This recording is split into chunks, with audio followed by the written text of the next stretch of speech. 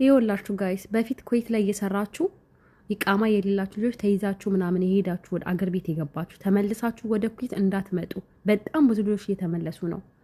እዚህ አሻራ ስትሰጡ ሁሉ ነገር ያወጣል። እባካችሁ እንዳትመጡ።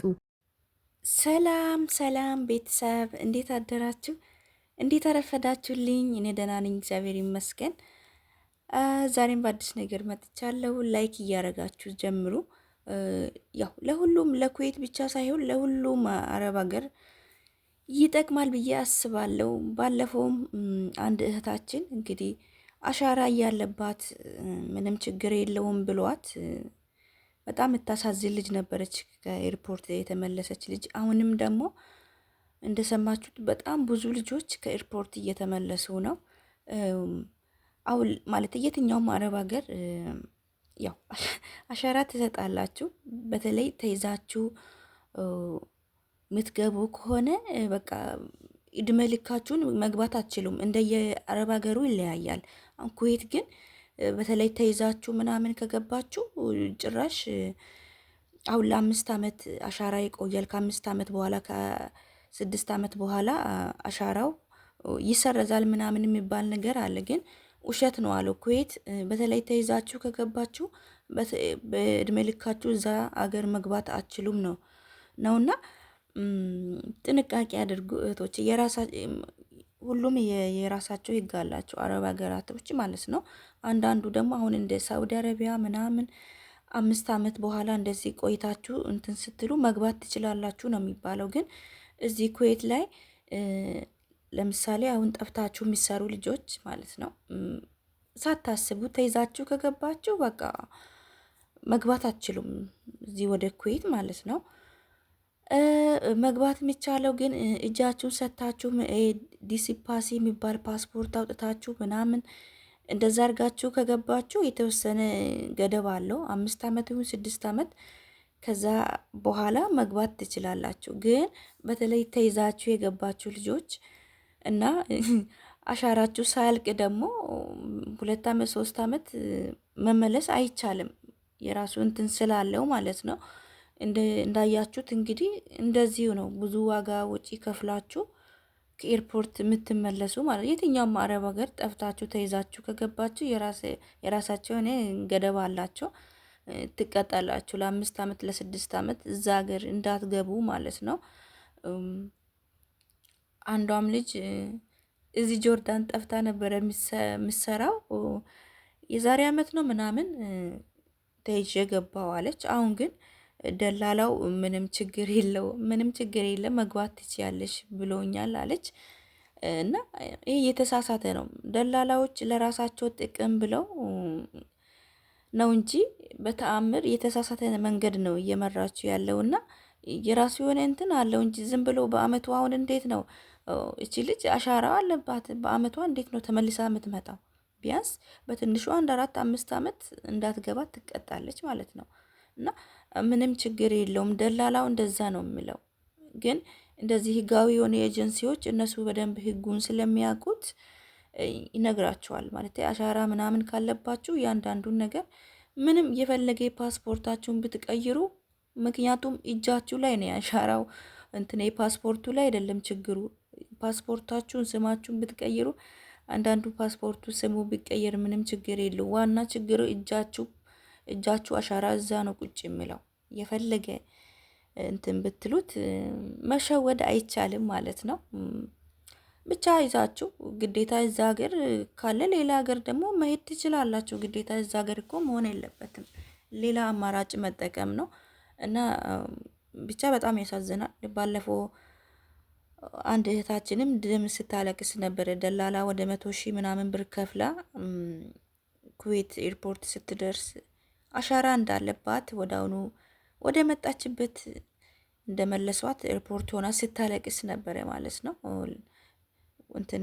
እዛ ኤርፖርት እንትን ውስጥ ተዘግቶብኝ ለ2 ቀን ነው ምናምን እና አሻራ ነበረባት።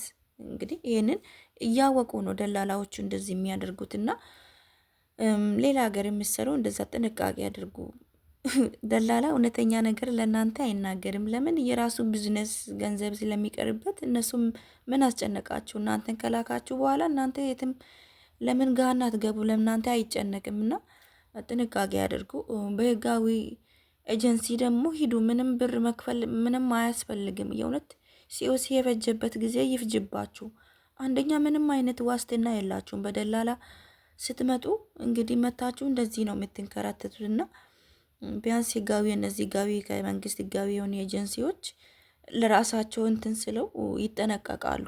ምክንያቱም ለራሳቸው ስሉ አሻራ እያለባቸው አይልኳቸው። ምክንያቱም ያውቃሉ እያንዳንዱን ነገር እና ምክንያቱም እናንተ በህጋዊ ኤጀንሲ ስትሄዱ አሰሪው ነው ቪዛው፣ ቲኬቱ፣ ራሱ ወጪው ብዙ ነገር ስላለበት እንጀራ ላይ እንጀራቸው ነው የሚዘጋውና ለራሳቸው ስሉ ጥንቃቄ ያደርጋሉ ህጋዊ የሆኑ ኤጀንሲዎች ማለት ነው።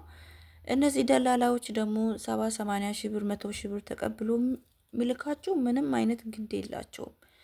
አዎ ልክ ነው፣ ምንም ችግር የለም ምናምን ሆይ ሆይ ብሎ ነው እናንተን የሚልከውና ጥንቃቄ ያደርጉ። ያሳዝናል። እንግዲህ ባለማወቅ ነው በተሳሳተ መረጃ መጥቶ በጣም ያሳዝናል። ስንት ጊዜ ዋጋ ከፍሎ ነው ሲመጡ፣ ዝም ብሎ አይደለም የሚመጣውና ያናድዳል። ብቻ እህቶቼ ጥንቃቄ አድርጉ። የትኛውም አረብ ሀገር የሚሰሩ ምን ያህል ሰው መረጃ ጠይቁ። ማለት ምን ያህል ነው እዛ ከስንት ዓመት በኋላ ነው እዛ ሀገር መግባት የሚችለው የሚለውን ነገር ሰውን ሳታጣሩ ዝም ብላችሁ ገንዘባችሁንና ጊዜያችሁንን አታባክኑ። እህቶቼ ጥንቃቄ አድርጉ። እውነተኛ ነገር አይናገሩም መቼም ቢሆን። ይቺ ልጅ አሁን እስቲ በአንድ አመት እንዴት ነው አሻራ አለባት ተይዛን የገባቸውና እንግዲህ አስቡት። መግባት ትችያለሽ ምንም ችግር የለውም ብሎኝ ፕሮሰስ ጀምሬ ያለው አለች ማለት ነው። እኔ ግን ነገር ያለው ብዙ ጊዜ ስለሚሰማ ስለ አሻራ ምናምን ማለት ነው። በጭራሽ ተይዘሽ መመለስሽ ስለማይቀር እንዳትመጪ አልኳት እኔ ማለት ነው።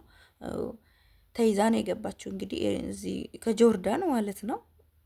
በአመቷ ደግሞ መመለስ አትችልም። ቢያንስ በትንሹ ከ5 ዓመት በኋላ ነው መግባት የምችለው ይች ልጅ ነው። የትኛውም ሀገር ተይዛችሁ ስትገቡ የተወሰነ አመት እንዳትገቡ ትቀጣላችሁ እና እንደ ወንጀለኞች ናቸው። እናንተ ያው ምንም ባታደርጉ እንደ ወንጀለኞች ናቸው የምትቆጠሩት እና ወንጀለኛ ናችሁ ተብሎ ስለሚታሰብ እንደየንትኑ ይለያያል። ኩዌት ደግሞ ከነጭራሹኑ ተይዛችሁ ከገባችሁ ኩዌት መግባት አይቻልም ነው ያሉት። እና ውጭ ላይ አሁን ጠፍታችሁ የምትሰሩ ልጆች ማለት ነው እዚህ አሁን ጆርዳን ኤምባሲ የለም እንጂ ኤምባሲ ያለበት ሌላ ሀገር መቼም ኤምባሲ አለ። ጆርዳን ብቻ ነው ኤምባሲ የሌለው። እና እቺ ዲሲፓሲ የምትባሏን እቺ ፓስፖርት የምትመስሏን እሷን ማስወጣት አለባችሁ። እጅ ስትሰጡ አሪፍ ነው። እና ምንድን ነው የሆነ እንትን አለ የተወሰነ ይሻላል። እነሱ ቀድማችሁ ከተያዛችሁ ያው እንደ ወንጀለኛ ነው የምትቆጠሩት ማለት እንደ ነፍሰ ገዳይ ምናምን ነገር።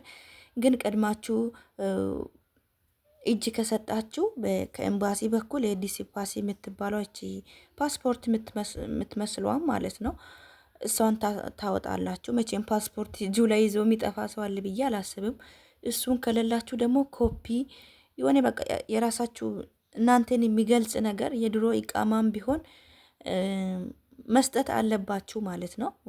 ቀድማችሁ እጅ መስጠት ብዙ አድቫንቴጅ አለውና እንደዛ አድርጎ ኤምባሲ ያለበት ሀገር ያላችሁ ከጆርዳን ውጪ ማለት ነው። እንግዲህ እዚህ ጆርዳንም ኤምባሲ እንደሚከፈት ተስፋ አድርጋለሁኝ። ያው ኤምባሲ ሊሰራ ነው እየተባለ እየተወራ ነውና እንደዛ አድርጉ እህቶች። ቀድማችሁ ሳትቀደሙ ብትቀድሙ የሆነ የተወሰነ እንትን እንደዛ አይጠነክርባችሁም ጉዳዩ ማለት ነው። ኩዌት ግን እንደዚህ ህጋቸው በጣም ይከብዳል፣ ትንሽ ከበድ ይላል ማለት ነው። እህቶቼ ጥንቃቄ አድርጉ። የደላላ እየሰማችሁ ራሳችሁን ገደል አታስገቡና ደላላው እሱ ምን አገባው ገንዘቡን ካገኘ ለሰው ምን አገባው። እነሱ በሰው ደም የሚኖሩ ናቸው። በስመ አብ ወልድ እኔ አላቅም። ብቻ አዳዲስ የሆናችሁ ሰብስክራይብ ከወደዳችሁ ላይክም አድርጉ። ለጓደኞቻችሁ ሼር አድርጉ። በተለይ ውጭ ላይ የሚሰሩ እህቶቼ ማለት ነው ጥንቃቄ አድርጉ። እላለውኝ። ብቻ ያሳዝናል። ሰው ልጅ እያወቁ እኮ ነው፣ ሳያውቁ ቀርቶ አይደለም። እስቲ አሁን 1 አመት እቺ ልጅ አሁን 1 አመት ነው ተይዛ የገባችው ማለት ነው። በ1 አመት ውስጥ እንዴት ነው ተመልሳ እዚህ አገር የምትመለሰው?